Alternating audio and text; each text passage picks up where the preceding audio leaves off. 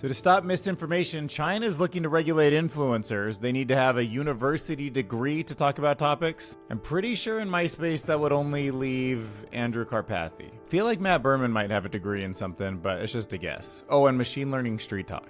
Disney's official 6-7 trailer, made with AI, which literally cancels out the official, is actually closer to the future of Disney than I think most people give it credit for. You remember that guy that built a full working Turing-complete computer inside of Minecraft? Well, now he's built ChatGPT also. As this commenter says, no matter how impressive you think this is, it's even more impressive than that. China and Russia are now sending attractive women to seduce tech workers, so be careful. Sometimes even marrying and having children with their targets. In the future, near future, and possibly even today, none of us get the same price for the things that we buy. We're going to talk about the theory of algorithms that are driving those prices up for you. Fascinating thoughts on why speech to meaning is very different from speech to text to search. Quantum echoes is the new very useful quantum algorithm. Baby dragon hatchling might be the first large language model that really works like the human brain. So I'll admit I slept on this Max Tegmark paper from back in March. It dives into how text-based models really form mental maps of space and time, basically figuring out where places are in relation to each other and how historical events unfolded chronologically. I think it's fascinating stuff. I'm going to tell you exactly how attractive AI voices are starting to sound based on science. Turns out that our hippocampus actually runs the same algorithm as GPT-4, more or less. You know, when you're sleeping, you replay memories basically 10 times faster. Now we know exactly why it's 10 times, not 3 times, 6 times, or 20 times. I'm going to dip my toe into some concepts that come from regenerative biology. I think the intersection of index theory and humans making new limbs is like crazy stuff to think about. And we'll play around with some ideas from Dan Clearly that rethink the entire universe, you know, like where reality even emerges from in the first place. But first, can you hit that YouTube hype button for me? It matters more than anything else. Disproportionately helps small channels like mine. It's the thing that I'm kind of trying to do better than the other channels to get known by the algorithm. So that hype button, it's on mobile only. Swipe right on the comments. Really helps this channel. All right, let's talk about when sleep learned mathematics. Dr. Swarmadoo AI says your hippocampus runs the same algorithm as GPT-4, and nobody planned it. So there's a new discovery that shows something kind of fascinating. The hippocampus, which is the brain's memory center, when you are sleeping, replays experiences during the night. So it's patterns that perfectly match the same as a transformer's attention mechanism. Pretty weird, huh? So that's the same core process behind AI models like GPT-4, and that's the human brain doing it. So this means the brain might naturally use a similar mathematical algorithm to how AI learn and process information, especially the points when it's consolidating memories during rest. So he writes this article focused on a paper that came out 16 months ago and maybe only 200 people have ever read. It wasn't in Nature, wasn't trending on Twitter, but it had something fascinating in it. Just a quiet little thing in computational neuroscience that made 3 graduate students stay up until dawn checking the math. They were recording neurons firing in a mouse brain during sleep, and it happened to be that it replayed the memories 10 times faster. And they asked the question, why 10 times? Why not 3 times or some other number? So they fed those neural recordings into a transformer's attention mechanism just to see what the numbers would do, and the transformer predicted every spike, every pause, every acceleration in the replay sequence, explained by one equation. So does it mean anything? I don't know, but it's definitely something nobody expected it to do. And there's the equation. Attention QKV equals softmax, and then all that stuff. Here's another fascinating things that math can tell us. So written by Laurel W. There's this article I found on Medium called What a Niche Branch of Mathematics Tells Us About How and Where Limbs Can Grow Back. This is mind-blowing to me. Intersection of index theory and regenerative biology. Turns out index theory is this mathematical tool used to describe how things warp or twist in space. And guess what? It can also explain why certain animals, like axolotls, regrow limbs in unexpected ways. It's like, could there be a math, like a biochemical math, that could regenerate parts of humans? in the future? I'm thinking maybe. So in the 1970s, scientists found that when a limb was grafted upside down, an animal sometimes grew an extra limb. Okay? I know it's gruesome and weird, but it's real. Mathematician Leon Glass proposed that the pattern of regeneration followed a mathematical winding numbers effect and not just generic instructions. So by studying the behavior of this electric field on the surface of the skin, the animal, whatever is about to be regenerated, one can determine the total amount of charge inside of the surface. Amazingly, the behavior on the surface tells us what's happening far away inside the surface. So the present context, the electrical field, is analogous to our vector field. The Gaussian surface is analogous to the curve C, and the total charge is analogous to the index. And you now have a mathematical equation for regeneration. The idea that geometry and topology and abstract math can all shape living tissue is just sort of fascinating to me. This connection suggests that life's forms might be guided by deeper mathematical laws. I think AI can start to figure out some of these things. It is great at finding needle and haystack problems. It's great at protein folding. It's great at playing games like Go. And that means maybe future advances in regenerative medicine or tissue engineering could be equations that could be found by AI and used in biology. Dan clearly wrote this. It actually has no title, but the first thing in it kind of looks like a title, Rethinking the Universe, Reality Emerges From. So maybe that's what it was supposed to be titled. But it doesn't matter because really interesting, great ideas stand on their own. And this is a paper, this is a writing that proposes reality doesn't stem from Big Bang or pre-existing space, but from the simplest mathematical duality that we can think of, usually represented as a 0 and 1. But there's many other ways you can think about on, off, left, right, up, down, all sorts of things. And from this foundation, this very abstract foundation, could the universe self-organize, generate space-time, generate mass, generate gravity through a repeating mathematical relationship between that duality? I think it's kind of interesting. So he argues light isn't moving. That kind of checks out to me in one sense, because I know the faster you go, the less space there is to go through. Light itself, like a photon, has no mass. It goes at the speed of light because it is light, which would mean there is no space to go through, so it's not moving. So I can kind of understand that if you want to argue that light isn't going anywhere and it's not moving. So then what is its speed? Because we see it move through something and we can measure it. So he says that is the result of a gap between our perception of time and the universe's absolute present. Is it genius? Is it word soup? I don't really know. I feel like I'm not maybe smart enough to get it, or maybe it doesn't just come together and click if for anyone. But he's saying gravity in this model acts not as a force, but as a self-correcting mechanism that keeps reality coherent. But the fascinating idea that the universe is less of a place and more of a process, and we're kind of in it, and what it is to be conscious and a self is, information, noticing itself as information.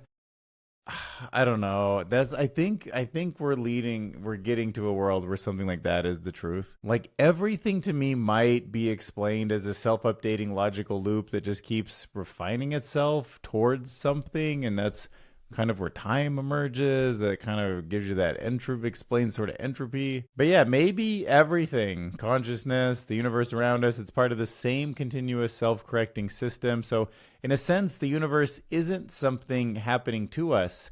It's something that's happening through us. And our awareness may just be the local expression of that infinite self-organizing logic. All right, let's talk about some new research coming out of Google. Speech-to-Retrieval. This is a new approach to voice search worth knowing about. Obviously, Google's in the middle of their comeback tour, and they're just pouring it on right now. And it's pretty neat. So instead of converting speech into text, this model, this S2R, this speech-to-retrieval, directly links spoken queries to relevant information by learning the meaning behind the words. There's that, I don't know if that clicked right away, but that means the meaning in the word, in theory, even the way that you say it, that's cool, or that's cool. maybe that's a bad example, but like two different ways, two different tonations, two different verbal kind of play on words. They use dual neural networks, one that listens to speech and another one that reads text, to map them both onto the same semantic space. So the voice query connects to the answer without any transcription, and that's what happens when we talk to each other. There's something in the tone of the way I ask a question that is very different. There's something in the meaning of what I'm trying to say that matters, right? And this author, Pooja Kashyap, is saying here that the future of voice isn't about better microphones. And what she means, everybody always thought they needed a better microphone when they were trying to talk to their phone. Like, oh, there's too much noise in the environment. There's too much reverb. But no, the thing just never really was good at understanding what you mean, the intent behind your words, right? Like, listen to this Tea Earl Grey hot Star Trek supercut. Tea Earl Grey hot. Tea Earl Grey hot. Tea Earl Grey hot. Earl Grey tea, hot. Tea Earl Grey hot. Tea Earl Grey hot. Tea Earl Grey hot. Tea Earl Grey hot. Tea Earl Grey hot. Of course it's hot. What do you want in it? Nothing. Tea Earl Grey hot. That beverage has not been programmed into the replication system. Tea Earl Grey hot.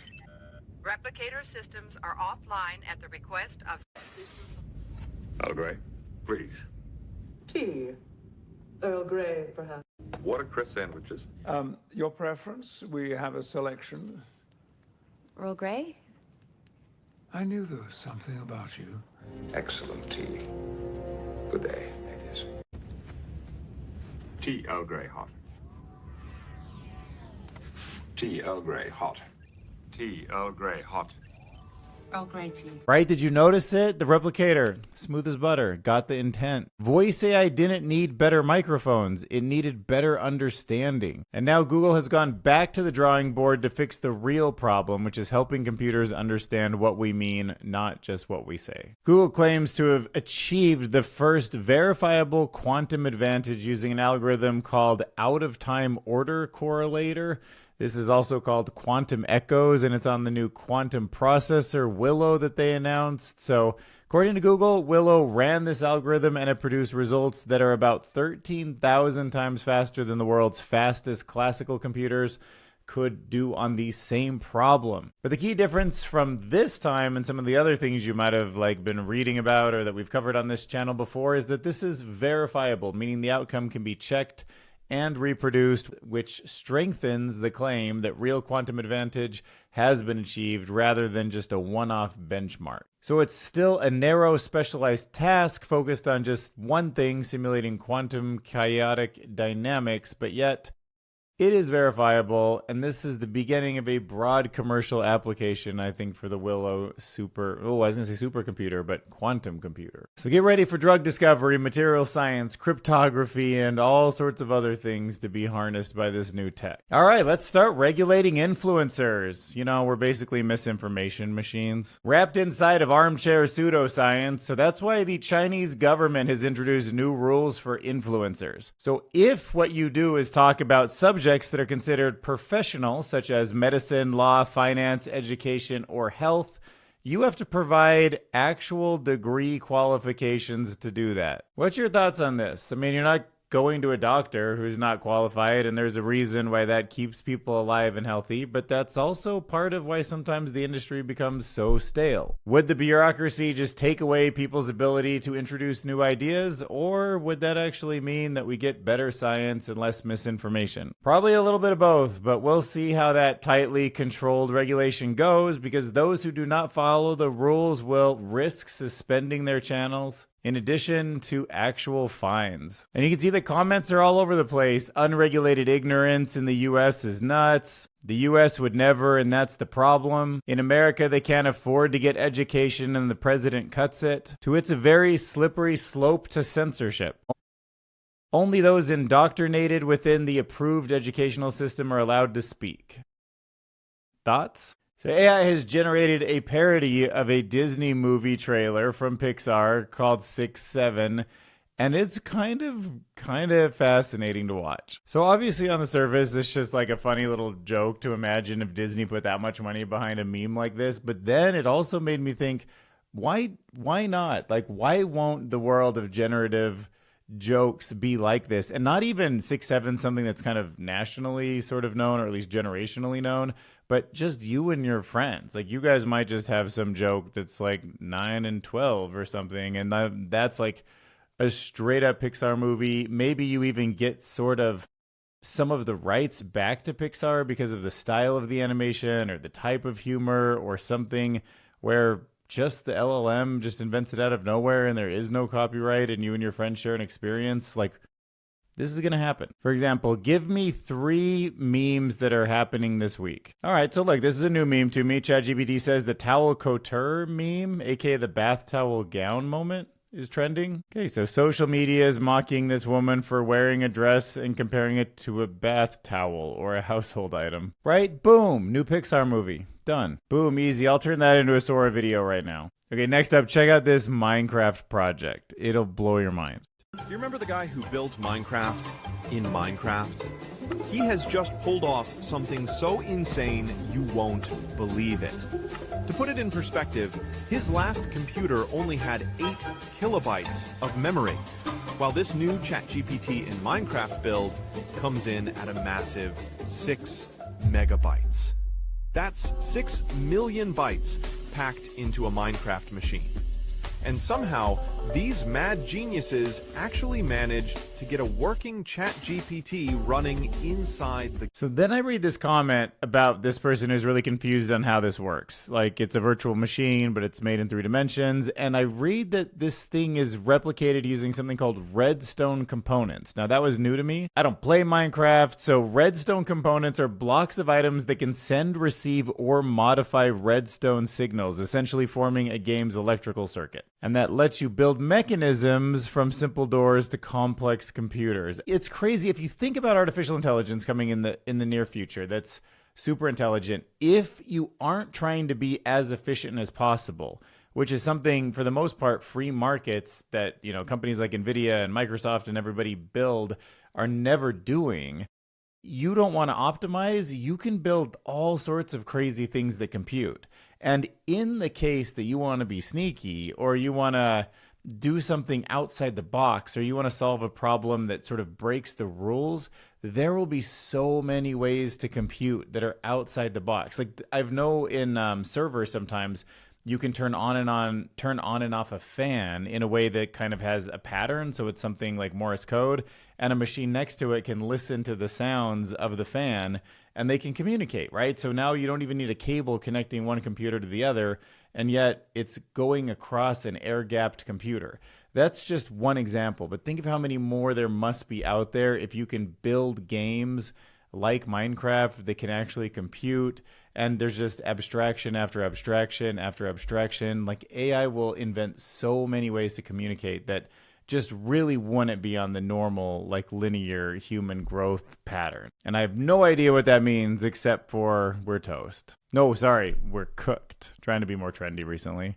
So female spies are waging sex warfare to steal Silicon Valley secrets. Yeah, I know that was an abrupt change, but that's where you got to be on the lookout. China and Russia sending attractive women to seduce tech workers. So if you're a real smart fellow there, and it seems like a lot of beautiful women, Chinese and Russian especially, are coming after you, be careful. They're doing everything from marrying and having children with their targets to exploiting them in other ways. So it's the wild, wild west out there. Crap, look, some of these commenters are getting the wrong message. They're sending hot Chinese girls. Okay, guys, time to learn to code. That's not the point. When you get a security clearance, they warn you about women that are out of your league suddenly being attracted to you. This is why. Oh no, I identify as a tech bro. All right, let's start getting prepared for a future where the price of the things you want to buy varies drastically based on many things. We've seen hints of this with Uber and surge pricing and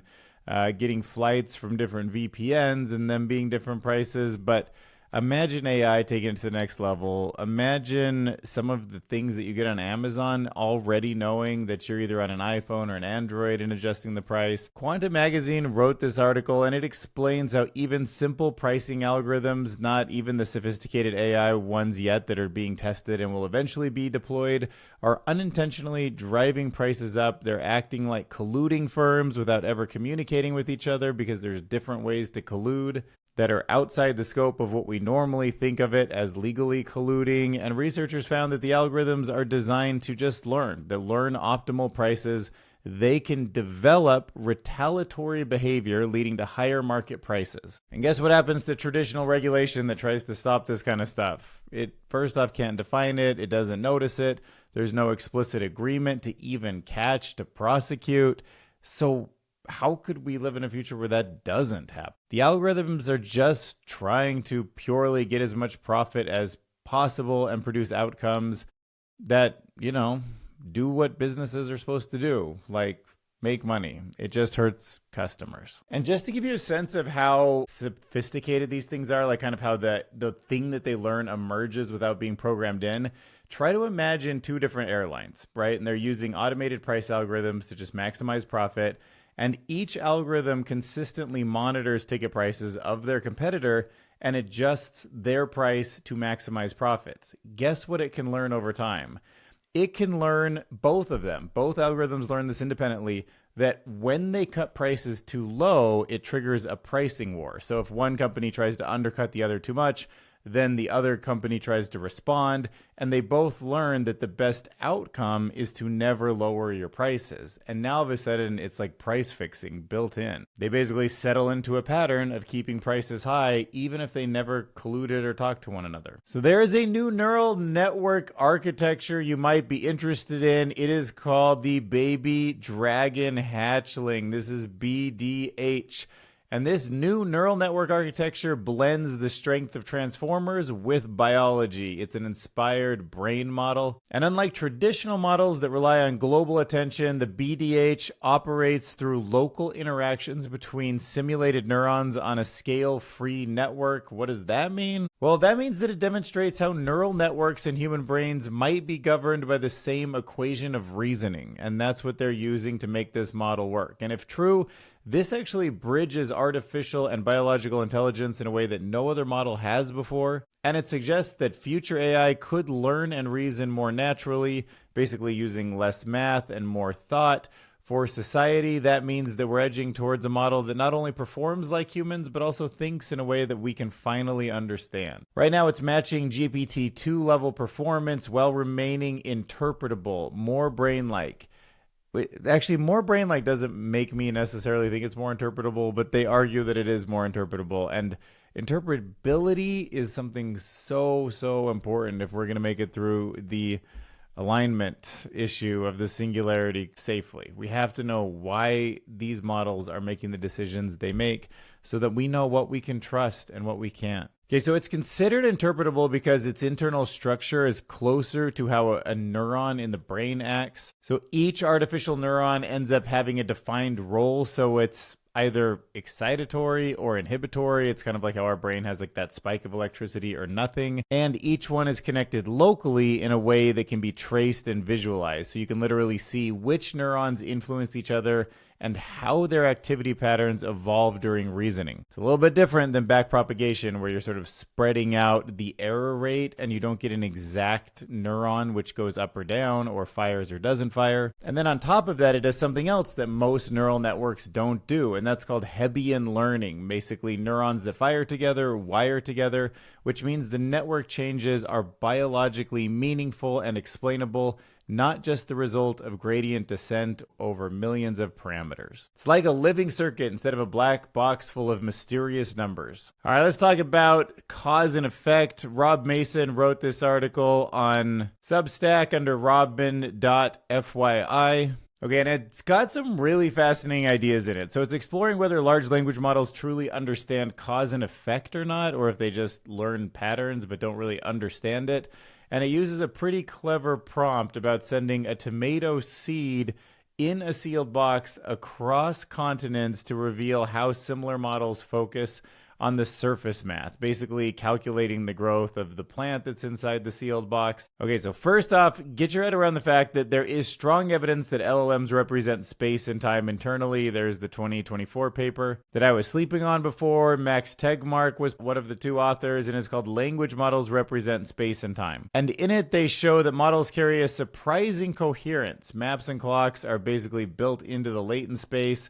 Locations arrange themselves in consistent manifolds, and temporal relationships are decodable, so just space and time. That doesn't prove that models understand the world, but it does establish that there is structure that can be used. So let's talk about how a single word can shift in that binding. Let's say that you have a seed, it's inside of a glass box. So let's say this is the prompt. If I pack a 3-inch tomato seedling in a box and I sent it by bike courier from one part of the country or one part of the world to another part, how tall would the tomato plant be when it arrived? Now, smaller models, like an older GPT model or just something that's open source and much smaller than GPT-5, they will immediately reach for a calculation. They're going to work out the mileage, how many days it takes somebody to bike that long, the average growth rate, and then they give back a plausible guess as to how big the plant is. But here's where it gets fascinating. As the models become larger, they tend to exhibit different behavior. They pause on the keyword box, because this is important. The box changes the way things grow quite a bit. And apparently they're stepping into the seedling's perspective and evaluating what it needs: light, air, water, and temperature. But the smaller models don't get that. They're just like machines. And they'll first say that plant will die along the way because a seed in a box isn't going to get the sunlight that it needs. But when it's a big model, not a small model, and you change it to say that the seed is now inside of a glass box, the larger models do still continue to report that, it's going to die. The plant is not going to grow, because they can see the difference between knowing that now it has light, but it's still missing fresh air, temperature control, nutrients. But change it to glass box and hydroponic box, just the simple one word of like a hydroponics box.